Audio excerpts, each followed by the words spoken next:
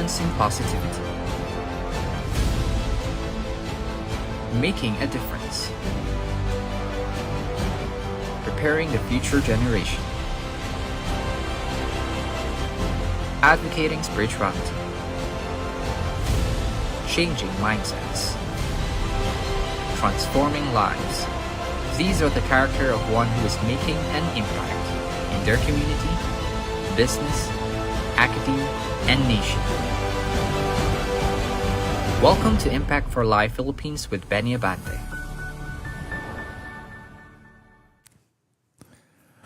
Well, good morning. Good afternoon pala. Good afternoon. Kasi pag good morning kasi, maganda yon dahil ibig sabihin, gigising mo pa lang. Pag afternoon na, medyo pagod ka na, di ba? Anyway, mga kaibigan, good morning to everyone. Welcome again to another episode of Impact for Life Philippines with yours truly, Congressman Benny Abante. Today, we'll be sharing another practical principle coming from the Word of God. Ito pong Bible na to. Coming from the Word of God. Okay? So please, stay with us, be blessed, and don't forget to share this podcast with your loved ones and friends. Okay? Welcome to Impact for Life Philippines. Okay? Oh. Pero,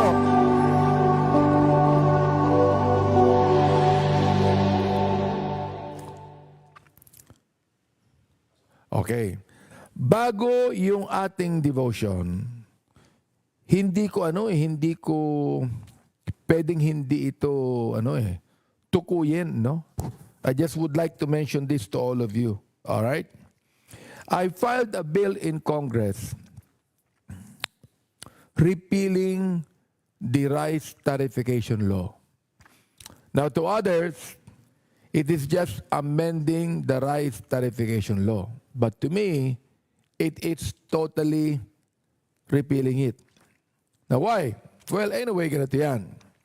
First of all, rice imports are cheaper than domestically produced rice. So under a free market, the market price of rice will decline with the influx of cheaper rice imports. Kawawa po yung mga farmers natin, no? Well, anyway, we could also be able to sell rice at affordable prices, di ba?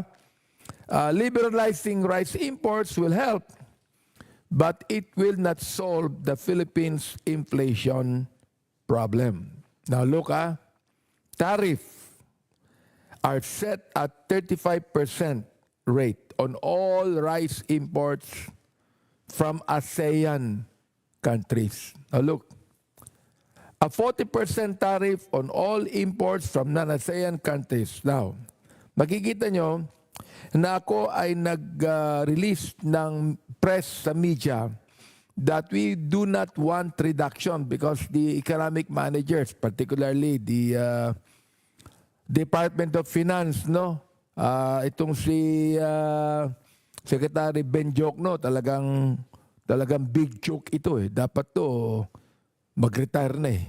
You know? And dito sa Impact for Life, tinatawagan ko, Brother Ben, mag-retire ka na. Hindi ka na kailangan dyan. Alright? Na sinasabi niya, 10% na lang. Hindi na kayo mababayad ng 35%. 10% na lang. Ba't may latak pa? Tanggalin mo na lahat yan. Anyway, that would only be temporary. Di ba? Temporary lang itong suspension ng tariff ng import right. Now, the thing is this, mga kaibigan. Kaya gusto kong totally i-repeal na yung rice tariffication law, sa totoo lang, kahit ang ating Pangulo, ayaw na ng imported rice. Palagi nila tayo nag-i-import, di ba? Always. We're always importing. Sana naman dumating ang panahon that our country becomes an exporting country. Di ba? If we always import, hindi naman tayo katulad ng Japan. Japan is an exporting country. Oo. Any ASEAN nation is an importing country. Pero tayo, ang ini-import lamang natin, ang ini-export lamang natin, Banana, nung araw tayo ang number 1 dyan. Ngayon hindi na tayo number 1. Natalo na tayo ng Venezuela. Oo. Coconut, talo na rin tayo ng Latin American countries. Oo. Tuna, talo na tayo ng Indonesia. Kaya makikita niyo mga kaibigan, we do not want our nation to be totally an importing country, particularly when it comes to staple food. Ano yung staple food? Rice. Kita nyo ngayon, ha? Noong araw, pinag-uusapan yung sibuyas, tumaas. Ngayon, kamatis na mataas. Bawang mataas. Di ba? I mean, kinakailangan na pong malaman lahat ng ating kababayan sa ating mga magsasaka. Alright? I am always supporting you here. Nais natin na ang magsasaka na ang magsabi ng presyo ng bigas ng palay. Can you imagine, ha? Nagbebenta ang mga farmers ng palay ng 18 pesos a kilo. 18 pesos a kilo. Kapag naging bigas yan, nagiging 45 pesos na a kilo.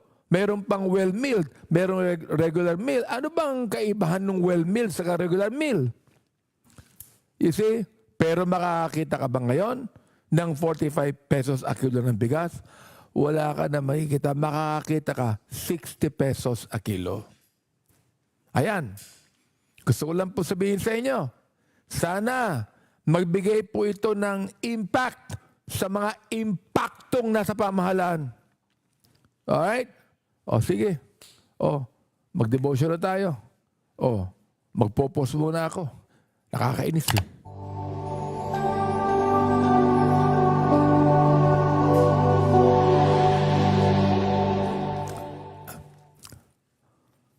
Ayan. Our devotion for today is found in Ecclesiastes 8:11-13. Ito po ang sinasabi, because sentence against an evil work is not executed speedily. Yung pong ginagawang masama ay hindi kagad na-check. Hindi kagad napipigilan. Hindi kagad nagkakaroon ng judgment, mga kaibigan. Nako. Sa ating bansa, talagang ganyan. Therefore, ano po resulta? Therefore, the heart of the sons of men is fully set in them to do evil. Though a sinner do evil 100 times, and in his days be prolonged, yet surely I know that it shall be well with them that fear God, which fear before him.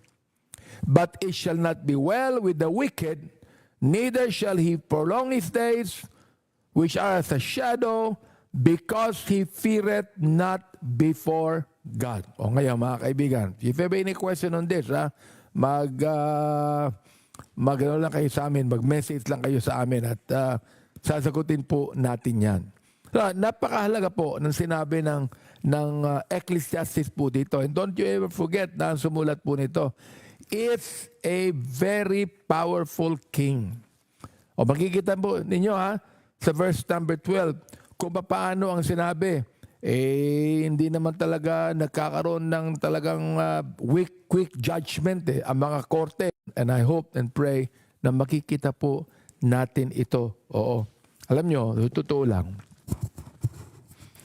There are some people who use their power and position to hurt others.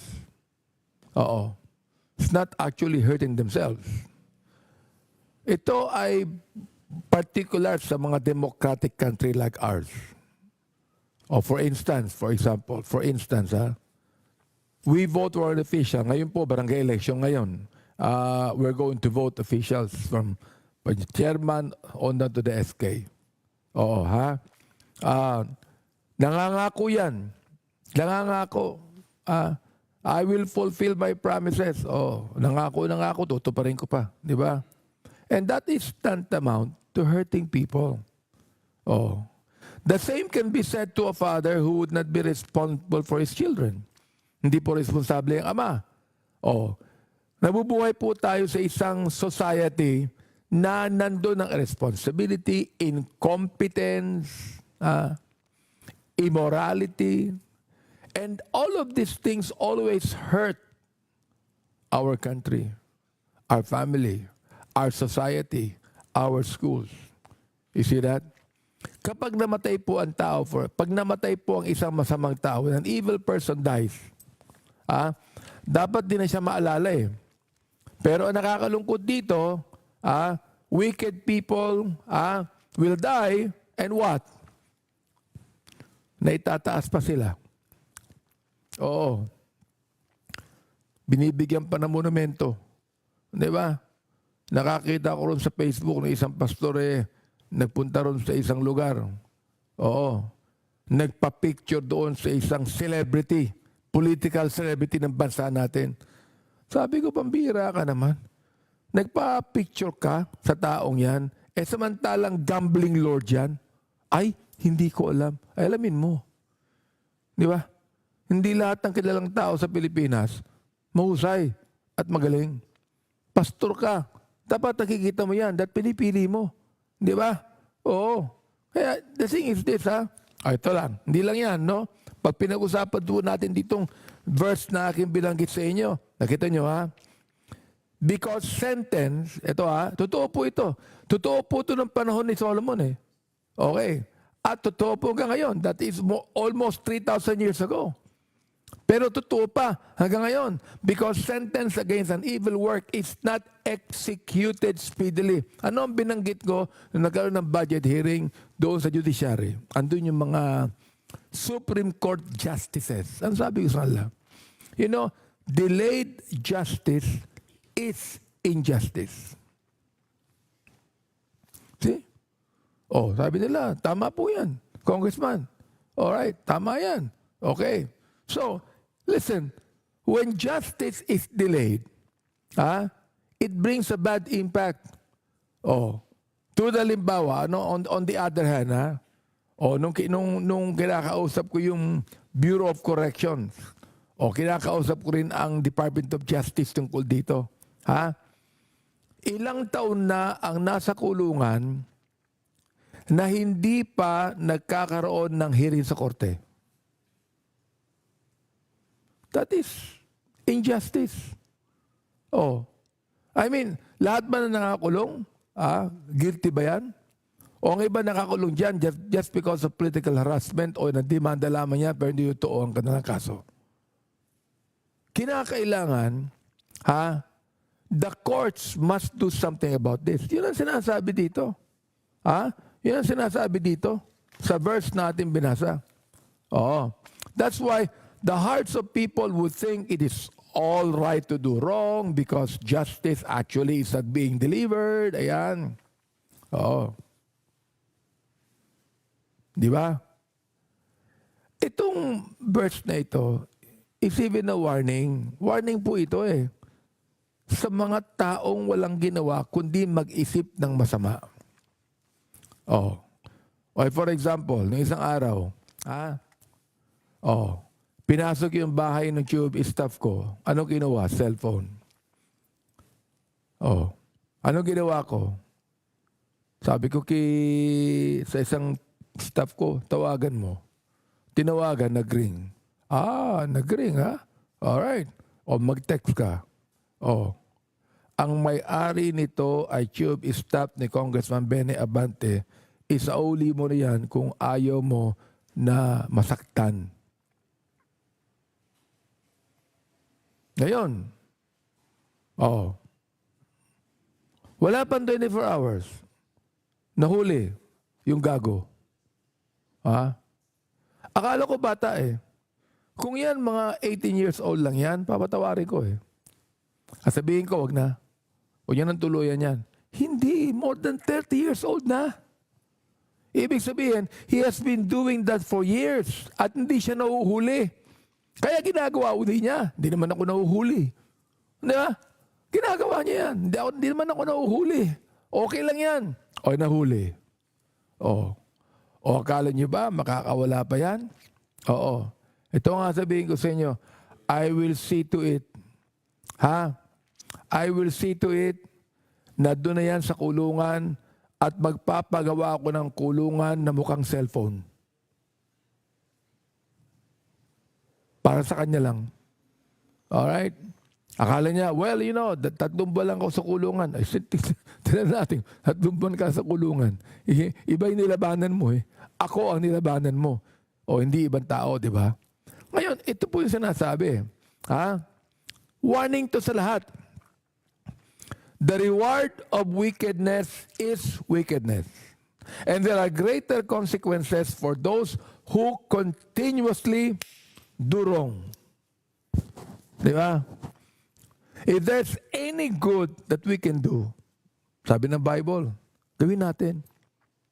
Sabi ng Bible, to anyone that knoweth to do good and doeth it not, to him it is sin. O na nga gumawa ng mabuti. Hindi mo ginagawa eh di mali. Di ba? Mali. Siguro, we could be able to look at it sa mga bagay-bagay sa araw-araw nating mga ginagawa, no?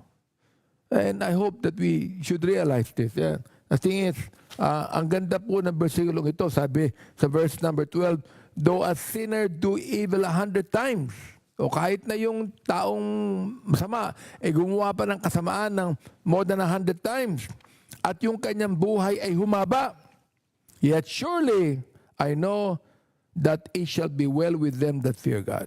Okay, maganda. Those that fear the Lord, those who are doing good, those who obey the laws of the land, those who are law-abiding citizens, God will protect you and God will take care of you. But in verse number 13, it shall not be well with the wicked. Hindi rin magiging maganda sa masama. Kung nakikinig ka, tigilan mo na yung kasamaan, di ba? Ang sabi ng Bible, neither shall he prolong his days. Hindi po hahaba ang mga buhay ng mga yan. Ang sabi ng Biblia, ang siya nabubuhay sa patalim, mamamatay rin sa patalim eh. Ang nabubuhay sa baril, ay mamamatay din sa baril. Di ba? Ay ako, meron akong baril, pero ginagamit. In fact, kahit nga lamok, natatakot akong barilin eh. Bakit? Hindi ko nakikita eh. Anyway, yun tino ha? Okay. Alam mo, ang sabi ng Bible sa Romans, bakit nagkaroon ng malaking kakuluhan lahat ng mga bagay na ito? Nawawala na po ang takot ng Diyos. Siguro next week naman sa atin muling Impact for Life, pag-uusapan natin yan. Pag-uusapan natin, ano ba ang dahilan kung bakit sumasama ang ating lipunan? Ano ba ang dahilan kung bakit sumasama pa ang tao? Ang mundo, ano ba dahilan, mga kaibigan? Okay? Kaya muli, ito, meron tayong Bible trivia dito. Sige, related to sa ating devotion ngayon. Tingnan po natin maigi. The word Ecclesiastes comes from a Greek word meaning a person who calls an assembly. So, it makes sense that the author identified himself in Ecclesiastes chapter 1, verse 1, by the Hebrew word koheleth, translated as preacher. Despite leaving only his rather mysterious name to indicate his identity, evidence in the book along with the most Jewish and Christian traditions suggests that King Solomon authored Ecclesiastes. Who is King Solomon? Solomon was the son of King David to Bathsheba, and as God appointed him, he became the successor of his father's throne as king of Israel. In 2 Chronicles chapter 1, God spoke to Solomon and asked him for whatever his request, and he answered, "Give me now wisdom and knowledge, that I may go out and come in before this people. For who can judge this thy people that is so great?" And because of it, God did not just grant him wisdom, but also wealth and power, making him the richest and most well-known king of his time, and incomparable even in our time today. As the wisest man that ever lived on earth, Solomon's wisdom was evidently seen in his writings. He composed 3,000 proverbs and 1,005 songs. He wrote the Song of Songs, the Book of Proverbs, and Ecclesiastes. Up to this day, people turn to Solomon's words for advice about relationships, wisdom, wealth, work, and just about everything else. Ayan. Nakita po niyo yung trivia, no? Maganda. Samantalang, gusto ko rin, I'd like to use the Impact for Life Philippines upang i-congratulate ko ang acting secretary ng Department of Migrant Workers. Kaibigan po natin ito. Magaling po ito. Si Secretary Hans Kakdak. Congratulations sa iyo, Secretary. I know that you're going to do a good job. Okay? At gusto ko ulit sabihin kay Secretary Benjokno, umalis ka na dyan. Hindi ka na kailangan dyan. At ito, pag-alis mo, isama mo rin si Balisakan. Yung NEDA, Secretary. Sama na kayong dalawa. Magtayo na lang kayo ng negosyo. Huwag nyo nang pakialaman pa yung Maharlika Fund. Okay? Muli mga kaibigan, tandaan nyo sa ating mga magsasaka, sa ating mga kabayang kumakain ng kanin, atin pong i-repeal ang rice tarification law. Anyway, salamat po for joining me today. Kung kayo nakatanggap ng pagpapala, if you have received any blessing for this podcast, please feel free to share in the comments. Tell us, okay ba to? Maganda ba yung yung narinig, mga kaibigan? Again, next Saturday, for the episode of Impact for Life Philippines. God bless you. Thank you very much.